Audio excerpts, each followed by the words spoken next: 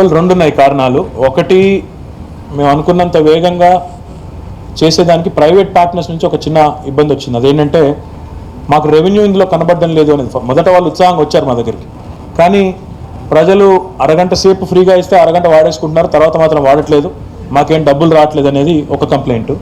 రెండోది, ఇందాక నేను చెప్పిన ప్రహసనం తతంగం ఏంటంటే ప్రభుత్వంలో మనం ఒక నిర్ణయం తీసుకున్న తర్వాత అది అమలయ్యే వరకు మధ్యలో రకరకాల ఆటంకాలు, రకరకాల సాధక బాధకాలు ఉంటాయి. అవి నేను ప్రత్యక్ష అనుభవం ద్వారా ఈ మధ్యనే తెలుసుకున్నాను. సో అది రెండవది. బట్ ఇప్పుడు ఒక అడ్వాన్స్ స్టేజ్లో ఉన్నాము. దాదాపు హైదరాబాద్లో ఒక 3000 హాట్స్పాట్స్ గుర్తించాం, పబ్లిక్ హాట్స్పాట్స్.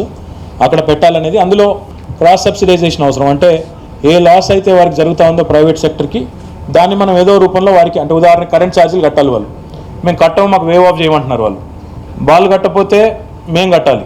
ఎందుకంటే ఎలక్ట్రిసిటీ డిపార్ట్మెంట్ ఎవరు కట్టకపోతే ఊకోదు. కాబట్టి మేము మా మున్సిపల్ అడ్మినిస్ట్రేషన్ ద్వారానో, జిహెచ్ఎంసీ ద్వారానో, లేదా ఐటీ డిపార్ట్మెంట్ ద్వారానో క్రాస్ సబ్సిడైజ్ చేయాలని ఆలోచనలో ఉన్నాం. మొత్తంగా హైదరాబాద్లో ఒక 3000 పబ్లిక్ హాట్స్పాట్స్ పెట్టాలి.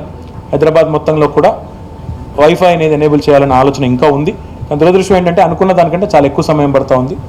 నేను కూడా దాని గురించి బాధపడతాను. అల్టిమేట్గా ఏంటంటే ఇందాక నేను చెప్పినట్టు బ్రాడ్బ్యాండ్ అనేది ఇంటింటికి వచ్చిన తర్వాత 2 రంగాల్లో చాలా విప్లవాత్మకమైన మార్పులు మీరు గమనిస్తారు. హెల్త్లో, ఎడ్యుకేషన్లో.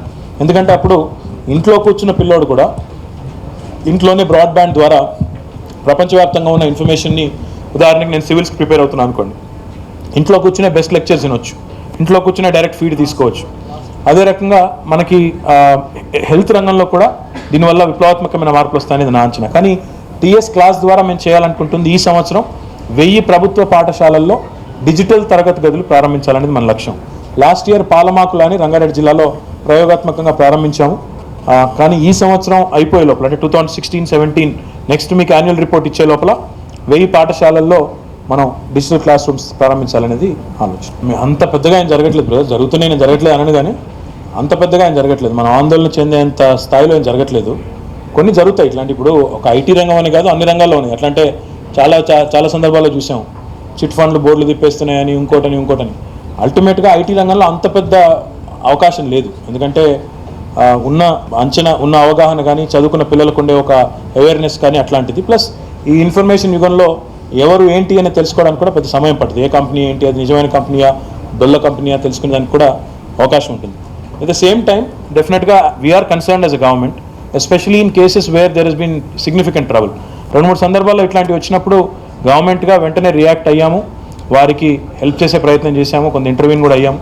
కానీ ఓవరాల్గా ఒక పాలసీ పరంగా అయితే కొత్తగా పాలసీకి నేను తీసుకోలేదు. బట్ డెఫినెట్గా ఆలోచిస్తాను. మొత్తం రాష్ట్రము అంటే ప్రతి కుటుంబాల్లో ఒకరన్నా అక్షరాస్యులు కావాలనేది మా అంచనా, మా టార్గెట్. మొత్తం రాష్ట్రం అన్నప్పుడు మొత్తం ఎన్ని కుటుంబాలు అనుకున్నప్పుడు 85 లక్షల కుటుంబాలు ఉన్నాయి తెలంగాణలో.